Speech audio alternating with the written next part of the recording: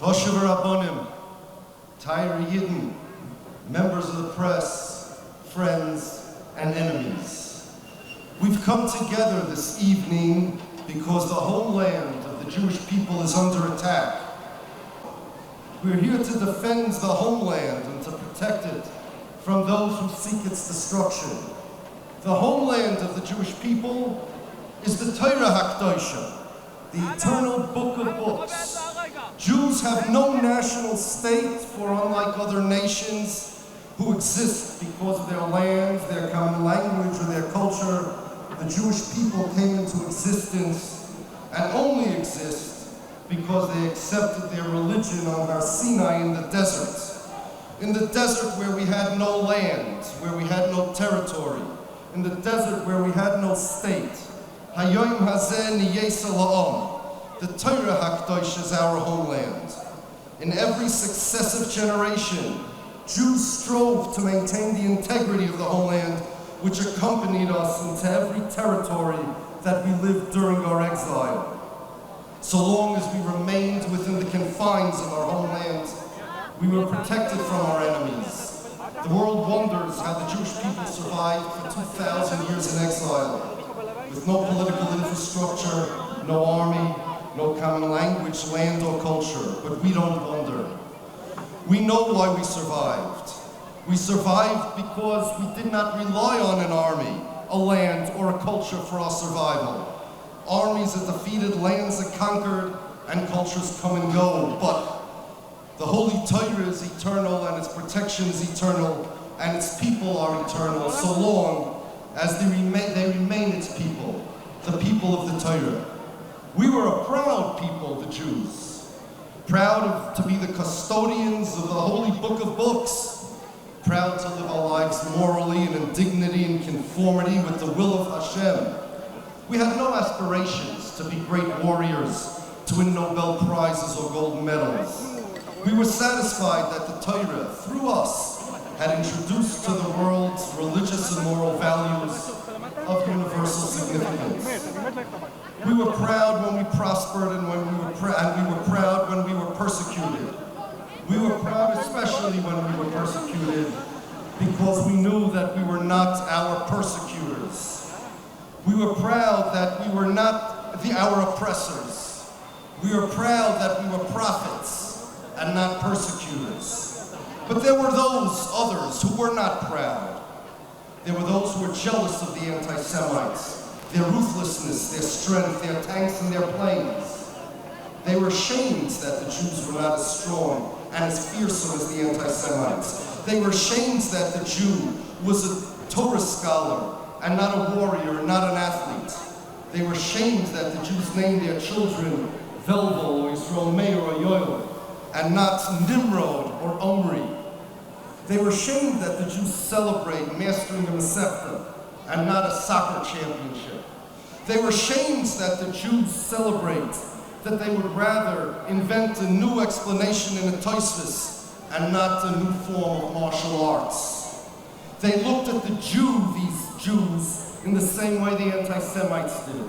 To them, the Jews were ugly, despicable, weak, and shameful.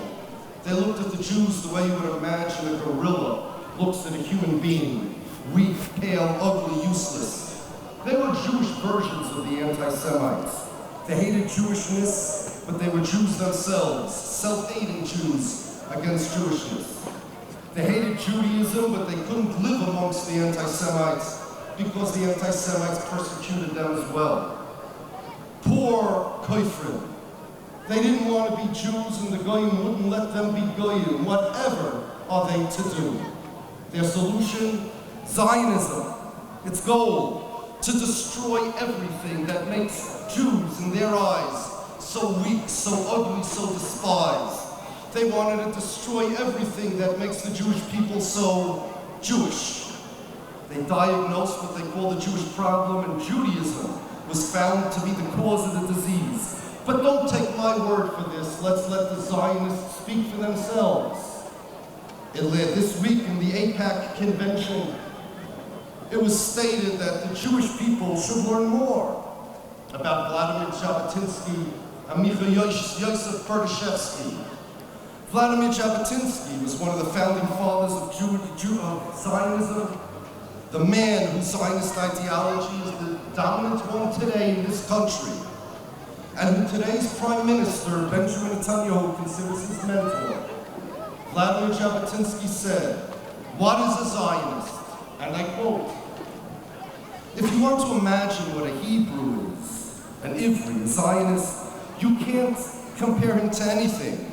Instead, we have to use the method of Ibcha Mistaber," that's a quote. Take a Yid, a Yid, he said, and try to imagine the exact opposite of a Yid. Because a Yid is ugly, sickly, and has no Hajras Punim. We're going to endow the image of the Zionist with masculine beauty, stature, love, wide shoulders, vigorous movements, and bright colors. The Yid is frightened, the Yid is downtrodden, so the Zionist is proud and independent. The Yid is disgusting to everybody, so the Zionist should be lovable to all.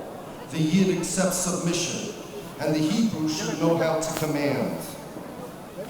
The Zionist should go over to the world, he said, and look them in the eye and say, "I am a Zionist." Jabotinsky is right.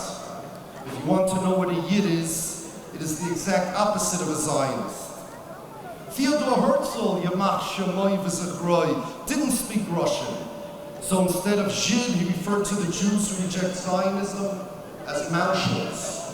It's a German racist epithet. A Mauschel, a Jew who doesn't accept Zionism, he said, is not even in the same race as Zionists. And if Zionism does not succeed, he said, the Zionists have plan B. Quote, to shoot an arrow into Mauschel's chest. They blamed religion for the Jewishness of the Jew. They considered Jewishness a problem that had to be eradicated, and they did their best to eradicate it. To replace religion with nationalism, to replace the Talmud with tanks, and to change the people of the book to the people of the bomb. So they obtained the land, and they declared it the nation-state to the Jewish people. They created a language, and declared it the national language of the Jewish people. They invented Ivrit. They created an army and declared it to be the army of the Jewish people. But the Jewish people have no state. We have no common language, and we have no national army. They stole the word Israel, which is a synonym for Jew, and they stole the word, the adjective Jewish, and applied it to something that it doesn't apply to at all, a state. The whole purpose of this country that we're standing in now, the whole purpose of the language that so many people speak in this country now, and the whole purpose of the culture that was synthesized in this country is to make believe, to create an idea that the Jewish people are another France, another Germany, another Italy. And even today, in the website of the State of Israel today,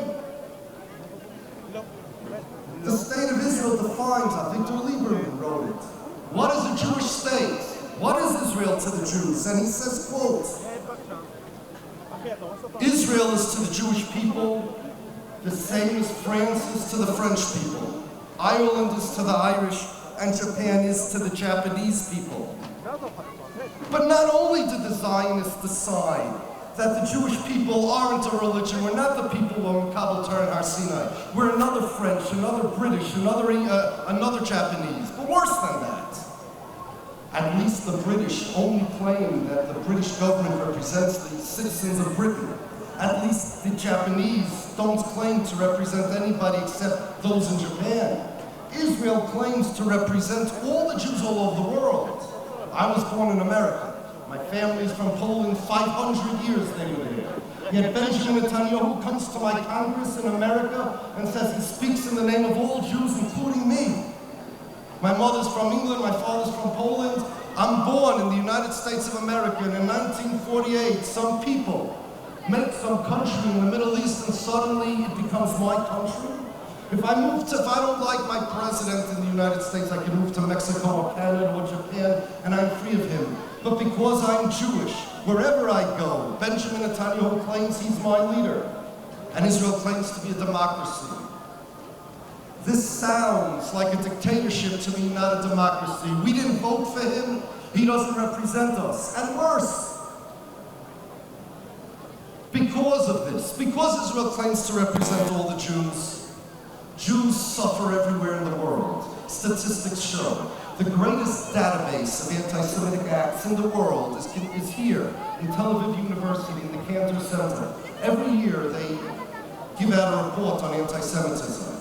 Year after year, they say that whenever Israel gets into a war, whenever Israel gets into a controversy, whenever Israel gets into any problems with other countries, Jews all over the world suffer. Anti-Semitism rises.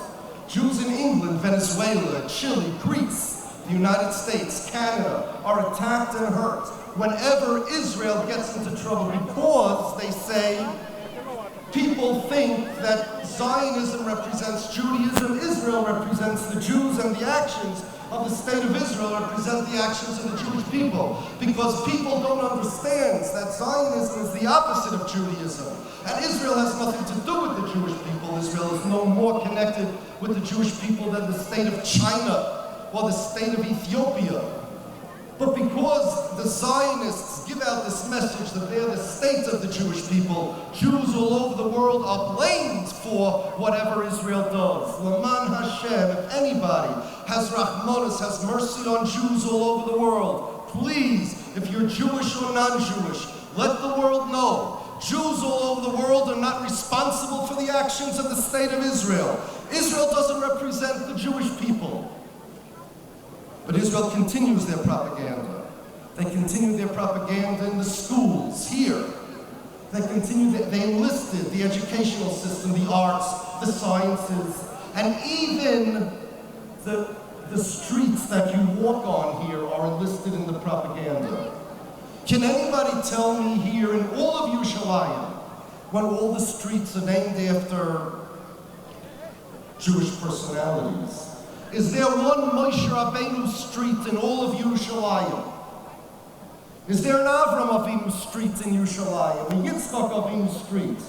Is there a Yaakov Avinu street in Yerushalayim? No, there is not. There's an Avram Stern street in Yerushalayim.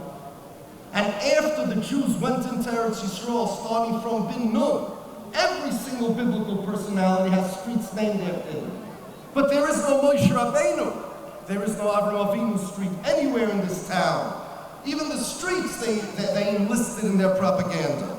But the biggest source of propaganda that Israel has is their army. The state of Israel has no right, no moral right. Forget about Judaic right. They have no moral right to draft people into their army because the Israeli army is different than all other armies in the world. Every army in the world, every democratic country's army in the world is a military to fight against their enemies, to defend the country, to attack. Israel's army is much more than that.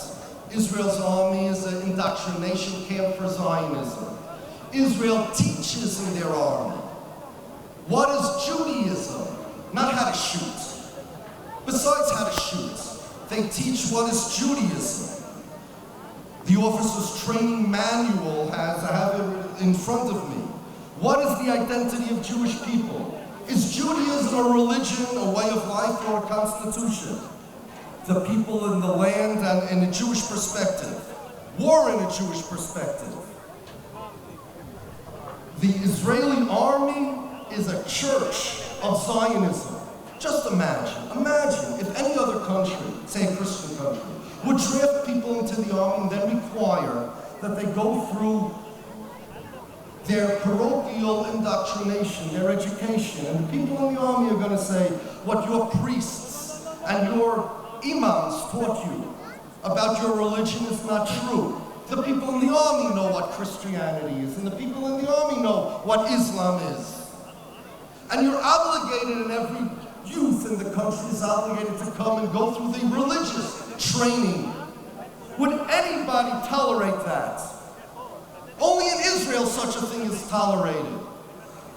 Ben-Gurion said that the army's purpose is the purification and the cultural elevation of the soldiers.